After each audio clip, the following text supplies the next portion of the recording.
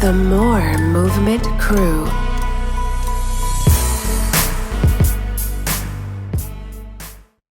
Welcome to the More Movement Crew podcast. I'm your host, Kenina Porter, and this is episode 4. And I'm so excited today because we have a very special guest that you guys are going to definitely enjoy. I want to remind you before we get started to go ahead and press the subscribe button right below and subscribe to our channel so you can have all of the latest episodes and be a part of the More Movement Crew.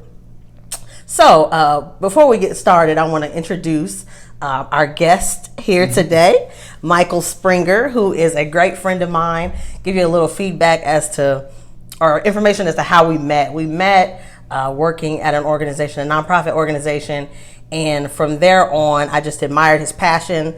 Definitely thought he was a perfect candidate to come and to be on our show today. And so I'm super excited that he decided to join us. And we're going to have some fun on episode 4. But before we get started and before Michael introduces himself and tells you guys about all the awesome things that he is doing and all the things that he's done, I'm going to play a game called 5 Questions. You ready for these 5 questions? I am ready for those. All right. Let's get it. So, question number 1. What is the most interesting place that you've traveled to? The most interesting place, I would have to say Louisville is the most Really? interesting. Yes, because I didn't do any research at all.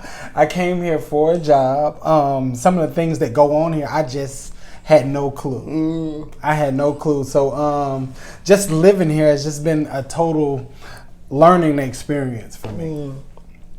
Can you give us some examples of what makes Louisville unique? Well, I would have to say just the people. The people. One of the things that stick out to me the most, the day of my interview for Youth Bill was the day of Muhammad Ali's funeral, and I came out and I seen a city flood the street for greatness. Wow. I mean, black, white, people of different religions, and it was, I don't know, it just gave me chill bumps. Yeah. And I just knew I needed to be here. Really? Wow. Yes. I knew that you came around that time, and I knew that you were there to witness this historic moment. Yes. But I didn't know that that was the moment where you were like, there's something in this city for me. Yeah. Wow. I had never experienced anything like that. And, I didn't even know it was happening. Yeah. I didn't even know that was the day of the funeral. My mind was just focused on the job. And, I was trying to get interview ready. But it was so much more than just the interview. It was a total experience to say, hey. All right. Wow. Need you here. So much more. The More Movement. So there we go. So we're going to talk a little bit more about that later. But question number 2, what gets you out of bed every day? I would definitely have to say my children. My children get me out of bed every day. Daddy, can I have some cereal? But no, just making a better life. Yeah. Making a better life for them. I want to go hard, and I want to be the person that inspires them. I want them to see that in-house first before they go out in the street and see anything. Yeah. Well, all right. Question number 3. What color represents you? And also I want you to explain why. Why does that color represent you? Right now, the color that represents me, I would have to say green. Green, just for growth, right? I am in the garden right now. I got some collard greens, watermelons, everything. You do. And, I have learned to just enjoy it. I get out there in the dirt and I plant, I prune, it has become a new love for me. And when I could just see that I'm growing something, something is growing, I get excited about it. I'm telling everybody, hey, check out my watermelons, check out the vlogging. Yes. Vlogging about your... Yeah, so it would definitely have to be green. Green just right now in the season that I'm in, that green means growth. It does. Yes. It does. I picked green too, surprisingly. Oh, yeah? I picked green, and I was like, because I definitely like different shades of green, but you can always like the symbolism as far as growth. Like, you're never done growing. Yeah. So I definitely see you as green too, though. Yeah. Question number 4. Name 3 songs in your playlist, or you can name 3 artists in your playlist. I guess the first one would have to be Pastor Sean Jones. Okay. I just like, he old school country singing. Okay. Alabama preaching, I really like him. I'm constantly rocking with him. Let's see, who else? Jacqueline Carr. I like her. I just like her energy. She's like an old soul. Yes. Every time I hear Jacqueline Carr, I was like, she's an old soul. But you know who, because I got a ratchet playlist now. I was going to say, I got a little ratchet don't playlist. look, I know you ain't go. You know my girl, Sister's doing big things, is Lizzo. Oh, yeah. Hey, come on now. Lizzo, she's doing it. Yes, and my kids are teaching me how to do the wolf. You know how to do that? No, I don't. I don't. You're going to have to show me how to do it. Okay, I'm still learning, but whoa. Well, they're going to always keep you up on that new stuff. So, I was about to say, hold up. You got 2 gospel artists in here. Now I need to know, what you be rocking to. There's always one. Yeah. Like a sophistiratchet or whatever it's called. Yeah. Where you got to throw one in there. So yeah. And also, you sing. Yes, I do. So definitely, I knew that it was going to be some gospel. I feel like that's at the heart of who you are. Yes. In a lot of ways, that's a part of your background, and so I knew you was gonna have some gospel in there too. Yeah. But the Lizzo, yes, I didn't quite expect. Yeah, you didn't expect that. I didn't quite expect. He surprised me. Doing big things. She really is. Yes, she really is doing big things. And she plays the flute. Yes, and I love music.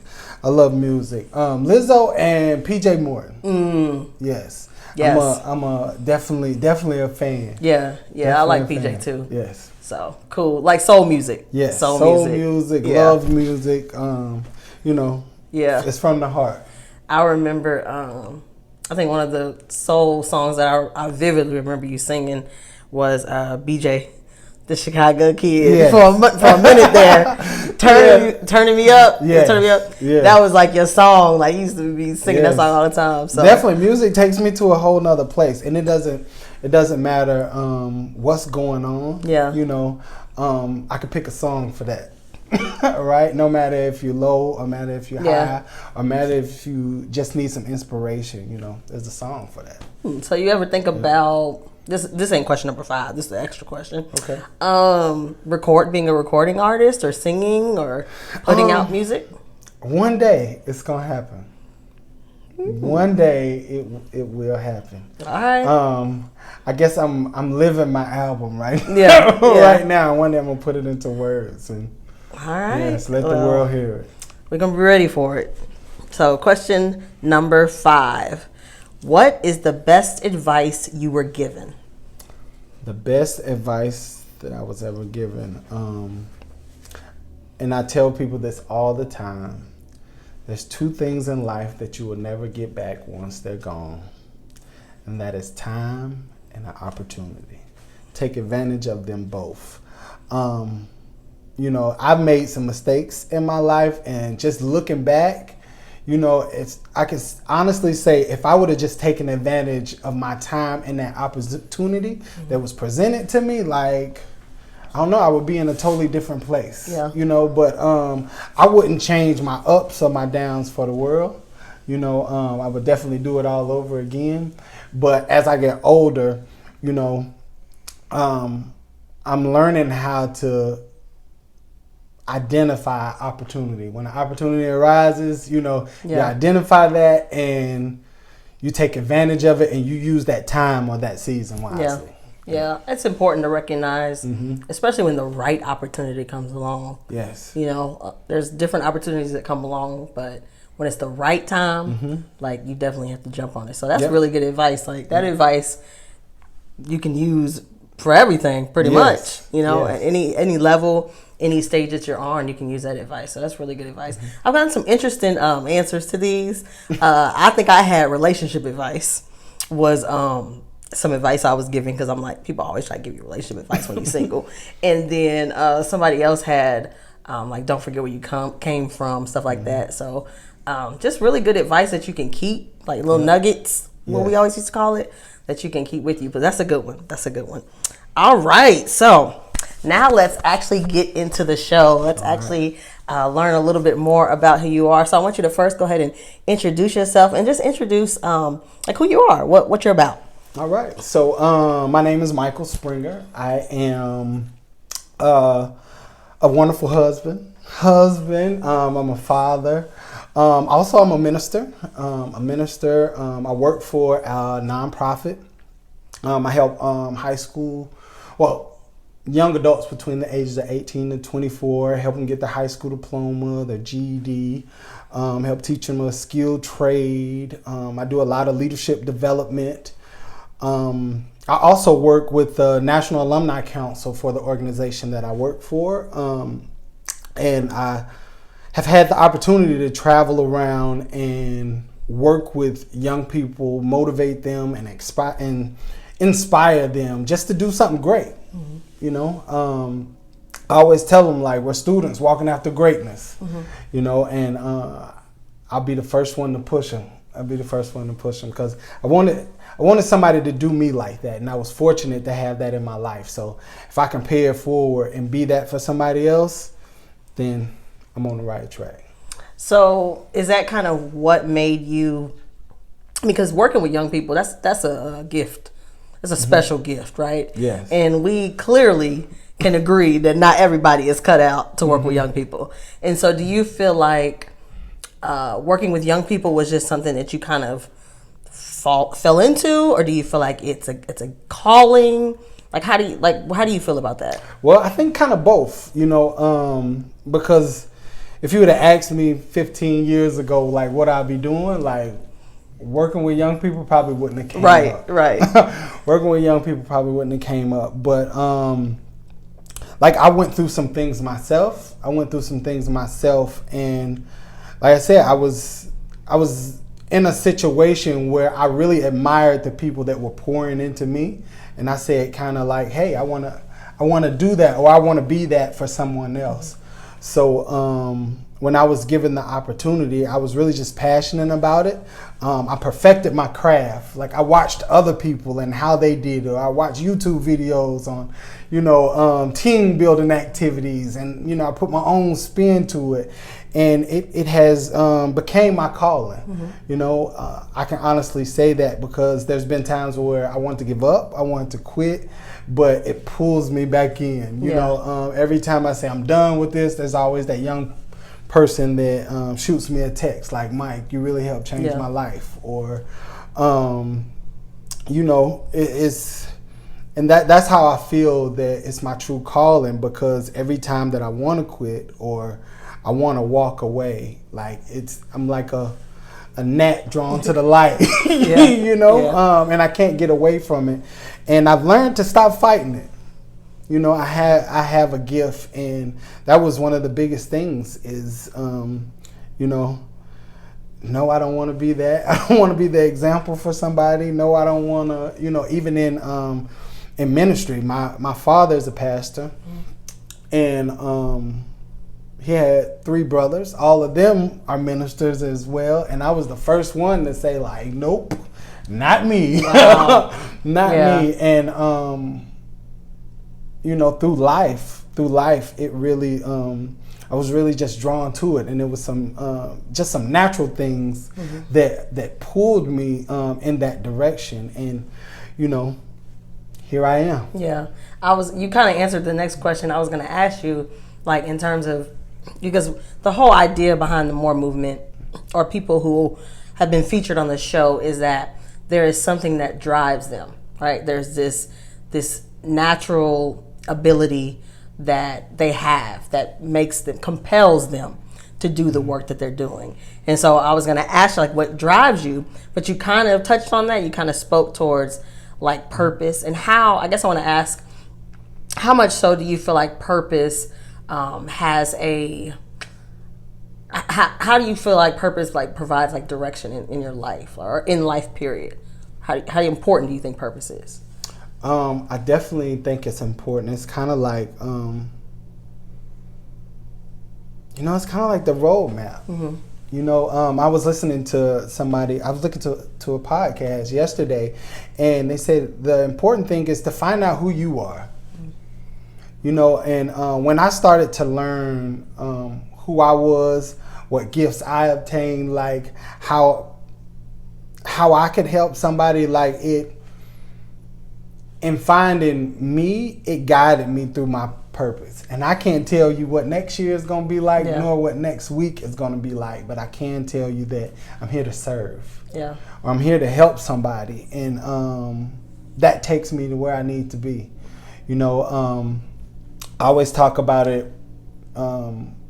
The decision to come to Louisville, I didn't do any research about Louisville. I didn't know anything. You was on faith. You was walking on faith. I was really walking on faith, and I was in a situation to where me and my wife just said like, "Hey, we're gonna do what we love. We're gonna do what we love." And I told her I have a gift, and there's a youth program somewhere who needs me, and that's kind of how I've been operating, and it has it's definitely been fulfilling. It's not always easy, but it's definitely been fulfilling. And some of those times where at my lowest point, it seems like I gain more direction or purpose through that season than any other. I learned to appreciate the ups and the downs. So since we're talking about your journey, I think that like a question that I really want to know is, where do you want to go? Right? Like, what is it that what is your dream? Like, what do you think that now that you're walking in purpose, now that you have this experience with working with young people, all of your gifts, your talents, like, where do you want that to eventually take you? And it has taken me about over 10 years to even be able to say, this. But I want to start my own church. Okay. I want to start my own church. I want to be able to serve without any limits, without any boundaries. Right? I want to not only for me to be able to serve, but I want to work with others and cultivate them kind of how I wish I was.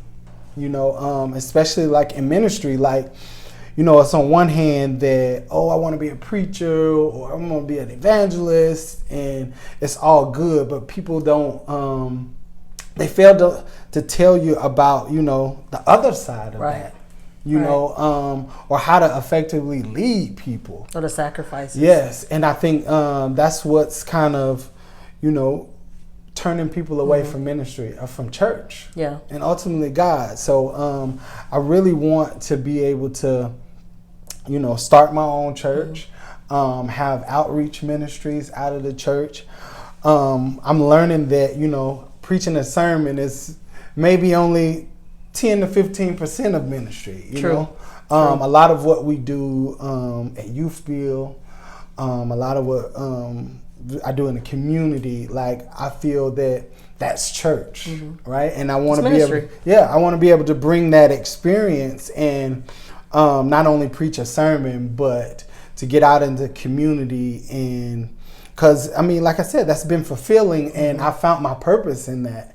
And I think that's what church is. Like, when you have a relationship with God, like, you find your purpose, it leads you to places that you probably never thought that you would go. Yeah, and when you think of just the concept, like, I got a lot of questions, but when the concept of church is like, it's a building, right? But when you see church as ministry, it goes beyond the walls of the church, and that's what it is. But going back to, it's interesting how you talked about how everyone was going into ministry in your family. Like, there was this this legacy, and you're like, nope, not doing that. Yeah. But it's coming back around. But it's awesome to see that you've gone and you've gained this experience. You've worked with these young people, and you've done it this way so that you can turn around and then come back to bring that back to ministry. Yes. Right. So I think that's that's awesome, because when you are operating in your purpose, it all works together to kind of align you to get to where you're supposed to be. Yes. So I think that is really, really awesome. And from like your perspective, as far as your experience of working with young people, like now you have that to pull from. You have that. Talk a little bit about, because I've seen you, I've worked with you. Talk a little bit about the motivational speaking part of it. Like, why do you love that part when you work with young people and you deliver a powerful message or a motivational message? Like, talk a little bit about like why do you love that so much? All right. Well, I honestly believe that's my gift, right? And when I have a chance, I can have a good anywhere from 5 to 10 minutes to leave my print on a young person, or you never know, change the course through a word, change the course of their life. And I don't know, when that opportunity is presented, it's like I can't explain it, but there's a certain type of energy that comes through me, and I'm ready to ride. I'm ready to, It's like your superpower is activated. Yes, it is. It is. And I've learned to sometimes I have to tone it down just a little bit, because I tell the young people, I was like, I'm up here every day. And that is true. Like every day. True. 8 o'clock in the morning, you feel how y'all feel. No coffee and still be on 100. Like, wow. Yes. So it's definitely a gift to be able to do that. And I was surprised that was going to be your response, because I said, where do you see yourself? Mm-hmm. And I was thinking like motivational speaking. I was thinking of like all of these different directions that you could have went, but ministry seems to be where you ultimately. Yeah, and I think just because ministry encompasses all of it, from the speaking to the outreach of it to the one-on-one with people, helping people find themselves, and especially finding themselves in Christ.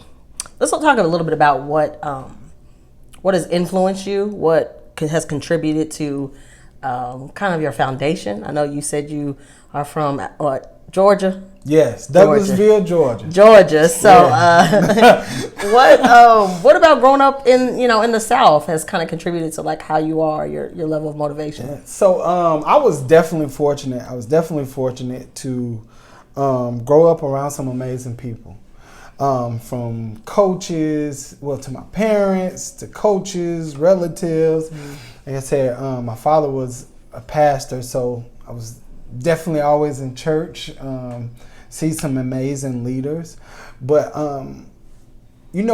looking back on it now, with my generation, especially in the South, we grew up with all of the. We grew up as students. Our teachers were some of the students who. They were some of the first students during segregation. Oh, wow. Right? Mm-hmm. Like just Coach Dennis, right? Middle school football coach. Mm-hmm. And I remember Stewart we stayed across the tracks. And as you know, just about the majority of all the black people in Douglasville at that time, stayed across the tracks. Really? And Stewart Middle School is school that everybody went to, across the tracks. But and it had rich history. Rich history. It went from R.L. Cousins to Stewart Middle School. R.L. Cousins was the all-black high school back then. Right across the street, my grandmother and my grandfather had a barbershop and a restaurant in the same building. And they would like hold proms and, Wow. and everything. It Right was multi-purpose. Yeah. But you know, some of the people that I was raised around as role models, they fought for change. They fought for change, and you can really tell, looking back on it now, they really poured that into us. They really poured, you know, standing up for what's right. You know, Coach Dennis was,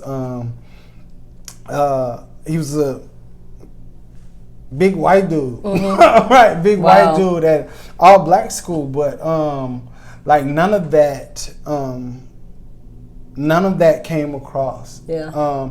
It was always love. Miss Bryson, she was a PE teacher as well, and just in how they operated, how they loved, how they were driven with passion. Some of the adults, as a child, some of the adults that I was around, everybody was driven by that passion. If I didn't see it at church, I seen it at school. If I didn't see it at school, I seen it in the community. Yeah.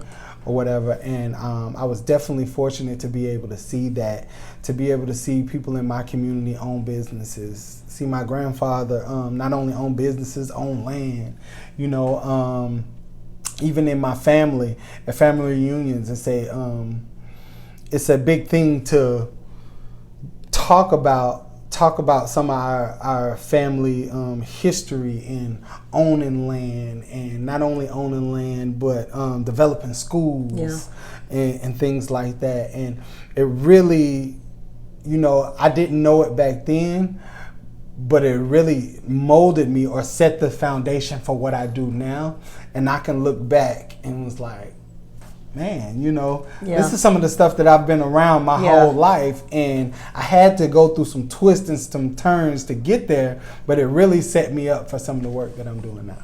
And I think that as far as your perspective of growing up, where to you that was normal, like your grandfather owning land, black businesses, right? Because I was going to ask, were there a lot of black-owned businesses in your town? Yeah. Because that's what you don't see, you know, in these areas. Yeah, and you know, it's one thing that I kind of took for granted when I was younger, in my teens, that even my great grandmother, Annie Clyde, I've come from a long line of Clydes, right? So she was the first black female entrepreneur. She had a little store, so she had a little candy. Well, it was a little grocery store. In the middle of our neighborhood. My grandfather, not only did he have the barbershop going, he had the restaurant going, he also had a construction business. He laid tile, and bought himself a backhoe. He used to dig the footings for newly built houses. Wow. So a lot of the houses that were built in like Peachtree City in Georgia, like they started the foundation for those houses. Like he was really rocking and rolling. Like in his late age now, I really see how some of the things that he done, like we're still benefiting. We're still benefiting off of the hard work, and I'm blessed off some of the hard work that he's done. Wow. I mean, I feel like that. I think that's what the generation we have now is, just this like idea of hard work. Like you've seen it. We've both seen it. We work with young people all the time, and look, I hope y'all young people are listening and watching this, because you know the idea of working hard is just like a foreign concept, right? Yeah. And physical labor is really a foreign concept. Like it's that is not instilled in people, and I think it's like you said, it's a generational thing. You saw it as a young man, you worked as a young man, and your grandfather's grandfather. So it's a generational thing, and I think now that so many young people are not seeing that. Yeah. Right. Yeah, because what I'm learning now is just by his presence alone in the community, what that did for our community, what that did for, it was so many people that fathers of my friends that my grandfather gave them their first job. You know, and learning now, it wasn't until I took a class last semester, and I was kind of talking about my family, and my professor just kind of looked at me. She was like, you don't realize how fortunate you were just to see that. Yeah. She was Like, you know, like she kinda basically called like me you were bougie. privileged. Yeah, Like you were she was privileged. like, y'all was one of the bougie black people in Oh, the South. right. You know, but yeah, like being able to appreciate that now. He definitely created a roadmap for me that I'm thankful. You know, I'm thankful to be able to witness that. I'm thankful to be able to be a part of that.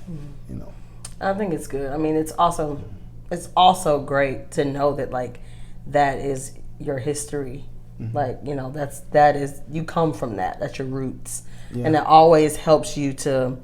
I feel like when you reflect on where you come from, there's a part of that like you draw from it, right? Where you come from, knowing where you born and raised. Because like people think the South. Okay, so let's talk about. I'm not from the South, Okay. right? So I'm not from the South. Honestly, I'm a military kid, so we from everywhere. But the idea when somebody says they're from the South, you think like dirt road, you know, like a house every couple of miles. You know, like there's this idea of like down south having a certain connotation, kind of like everybody move a little slower, everybody, you know, just like it's just the pace of it all. And so, you know, coming from, whereas if you live like in the north, things kind of seem like they're moving a little bit faster. And so I just see that being the complete opposite, like based on your perspective, right? Having companies, having businesses, and being able to experience that. So what does it look like? What does that city look like now, like in current day? In current day, Douglasville has blossomed. Really? Like growing up, I would say when I was in elementary school, it was kind of like that country. You know, when you say you're from Douglasville, you know, where is that? You know, we used to have to go all the way to Atlanta just to go to the mall. But now the city has grown so much. It has grown so much. It is almost like an extension of Atlanta. You know, we're about 30 minutes outside of the city. There's been so many homes that has been built, businesses that have came. We have really, I know my generation has watched Douglasville kind of morph into this metropolitan city that they have now, and it's a beautiful thing to be able to see that, because growing up, you like I said, like we used to have to drive 45 minutes just to get to the mall. But now, when you have the luxuries of all these businesses, great shopping schools, centers and stuff, and all of that, and even some of the problems that come along with that. I was going to say, because Atlanta is growing, and so obviously it's going to be natural to kind of spread further out, and so you're definitely seeing city behaviors, city mentalities coming out into that area. Yes, but it's good to be able to, the adults, just, you know, my generation that, you know, have bought homes, have raised families. It's good to know that they have that foundation of what Douglasville was and what Douglasville is.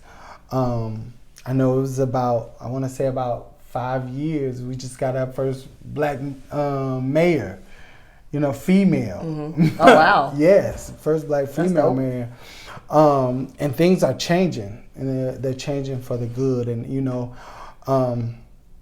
I always tell my wife that, you know, one day we definitely I was going to ask that. have to go back. I think this is I'm in a learning phase, you know, and I want to learn and be exposed to as much as I can, because I don't know. I feel like there's someone who needs me.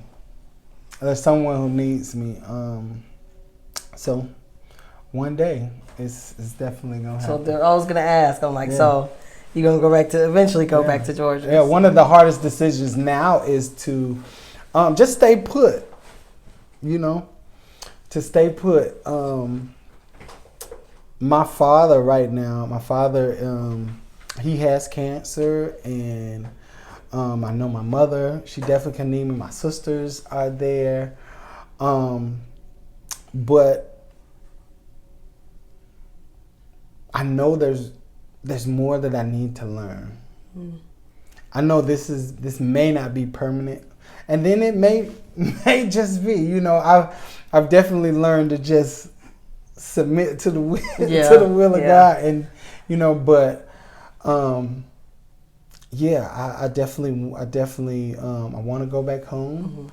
I want to bring all that I have learned, all that I have seen, and because the church that my father pastors is a little small church, and it is that old down the old dirt road.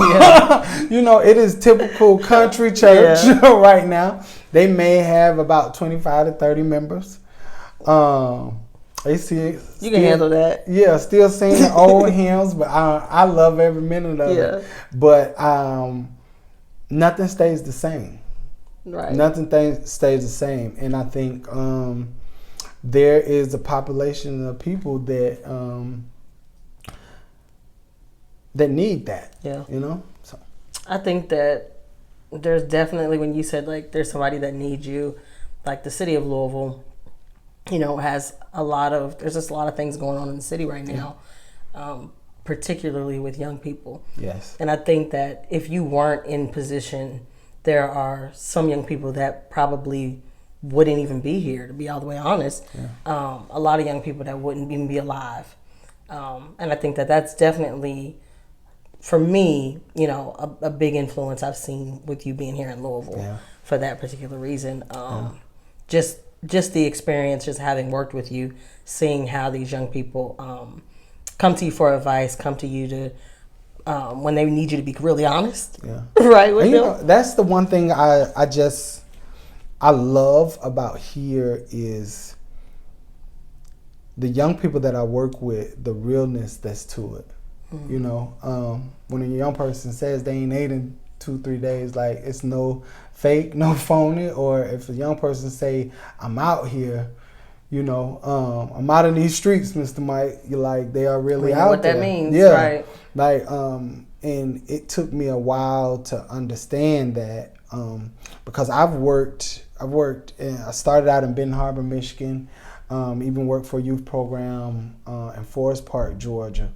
But there has been nothing like the experience here in Louisville. Because even though that is true, that the young people, they go through a lot, right? There's a special type of love here and compassion for others here that I've never experienced anywhere else. And I just want to be able to use my gifts. Yeah. And I must say, every day at 800 South Preston, and there's a testing of those gifts. Yes, every day. Every day. And that. I guess that's what just drives me. Yeah. You know, that's what drives me. That's what keeps going, because every young person is different too. Some young people that I learned, some young people need that swift kick in the derriere and let's get it. While others need, you know, just a listening ear. Yeah. Just a listening ear. And others just need for you to show them love. Like, if you just show them love, if you just at the right place at the right time with the right encouraging word, you don't have to preach to them. You don't have to beg them. That young person will shine. That young person will shine.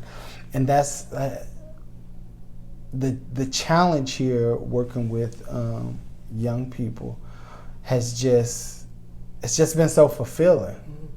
Even the crazy days. And the crazy days where it's like, at the end of the day, you're like, I can't believe that just happened. Or sometimes there were many days when we would literally look at each other and be like, oh my God. That's heavy. And like, right when something else jumped off, something else will start Something- jumping yes. off. And while that's jumping off, something else will be It jumping was off. and we'd be almost like popcorn, like right, boom, right, boom, boom, boom. right. What they doing downstairs? Right. Oh, they in the classroom. Oh, what they? Yeah. So it's never ending. So I definitely can relate to what you're saying. But I really appreciate you coming on the show to really express, talk about yourself, talk about your background, and talk about your love for doing this work. Mm-hmm. So every guest that's on the show, I always end with a question. And the question is, when did you know that there was more? And so I'll give you a little context before you answer. It's just basically at what moment in your life, it could have been, just a regular day, it could have been an event that happened to made you say, okay, this is not working, I have to do something else. What was that moment? That moment for me was about 3.5 years ago. About 3.5 years ago, I had experienced identity theft, right? Riding home from work one day, had an old Ford Explorer, 93 Ford Explorer. it was a hoopty, right? But that was my hoopty, and I loved it. Ran out of gas, trying to get back and forth to work. I left my car on the side of the road. While I was gone, somebody proceeded to steal my car, and I had everything in it. I had my ID, everything. I was just trying to go hustle up a couple dollars so I can get some gas to get home. Come back, my car was gone. I had just had my daughter, and come to find out, the individual that stole my car took it to a scrap yard, used my ID. Not only did he take my car, but he stole like 5 other cars, right?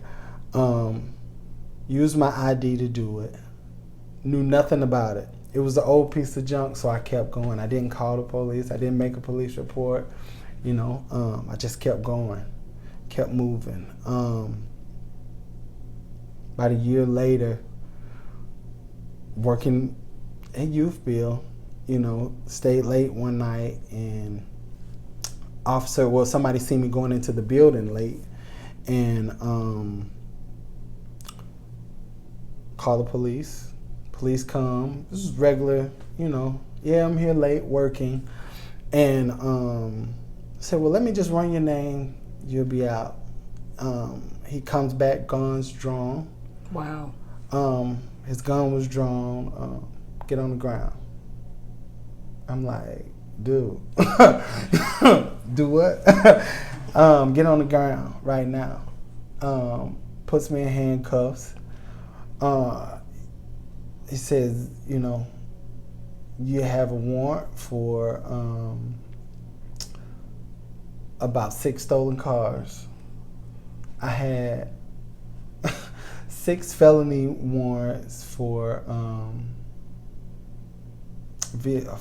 stealing a vehicle, and they put 6 other felony warrants for altering titles. Wow. So here I am. I'm getting ready, I had a conference the next day with my young people, and I was on kind of like a high that day, and I was ready to go.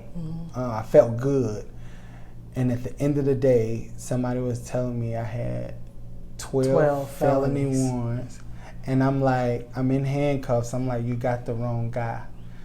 Officer looks at me and says, I always hear that. Booked me. I went to Wright Street. Right, I'm locked up. I'm like, oh my God. Fast forward, that was like, I didn't know why it was happening to me. The anxiety of it all, really took me to a messed up place. Mentally. Working with young people was my life. And ultimately that was stripped away from me.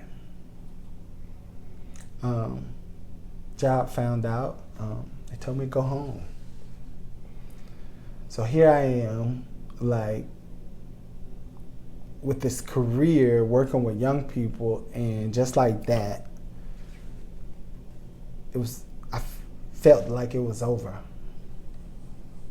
I couldn't be the husband that I needed to be. I felt like I couldn't be the father that I needed to be. Felt it helpless. Helpless. Like, how am I going to provide? How am I going to, I got 4 kids. They looking at you like, what's wrong, Daddy? And I just felt at my lowest. At that moment, and it took some time because I was in this depression for a couple of months. But it was just one day that it was my story is not going to end like this. My story is not going to end, and it just came out of nowhere, My story is not going to end like this. This can't be it. At that moment, I knew that there was more. I did what I had to do, got my record expunged. It was like it had never happened, but it needed to happen. So all 12 of them. All 12 of them wiped away. It was like it never happened, but it needed to happen because I needed to get to that point to where you were ready to fight. I was ready to fight, and I was ready to have more. Yeah. I was ready to have more. And from then on out, I worked at other nonprofits. I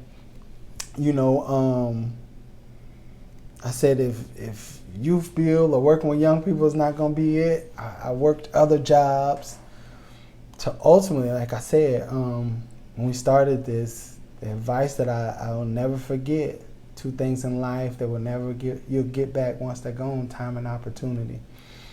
There was an opportunity to do what I loved, and I took advantage of it. And that is why I'm here in Louisville. I said, nothing's going to stop me. When I left Georgia, I hadn't even went to my interview yet. I was sleeping on the floor at my wife's cousin's house. My wife was working at the time. There would be days that we had to alternate. You sleep on the bed tonight. I get on the floor. And then you had to drive. Yeah. And then, not to mention, we were 2 hours away. So I spent 2 hours driving to work, 2 hours driving back home. But I knew, there was more. Yeah. Yeah, I knew it was more. I knew we had went through all of that for a reason, to prepare me to be dedicated, committed, to prepare my drive for this opportunity, to be able to take advantage of this opportunity. Coming here, it's not just me.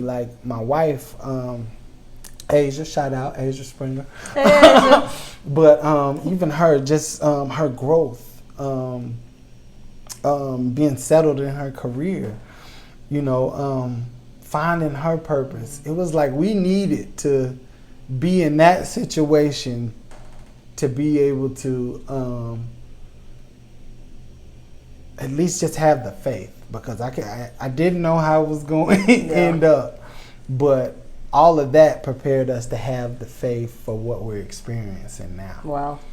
And that's why I say I will always be grateful for every situation I've been through, because it prepared me for what's to come. It prepared me for what's to come. It has prepared me for my greatness, for me to be great. That's how I know, it's definitely more out there for me.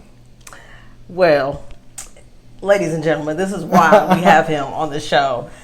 He pretty much gave us a perfect example of what it means to push for more, to strive for more. And when you have that moment where you know that this is not it, right? This is not your reality. And so I really thank you for coming on this show. Thank you for sharing your story. I hope and I pray that people are inspired by Michael's story. Do you want to give a quick plug on where they could reach you or where they can find you? You can find me on Facebook, Michael Springer, Instagram, all of that good stuff. And also his information will be listed below this video. But also I want to remind you once again, don't forget to subscribe to our channel by clicking the bottom button below. And also make sure that you tune in next week for another special guest. But thank you and be blessed.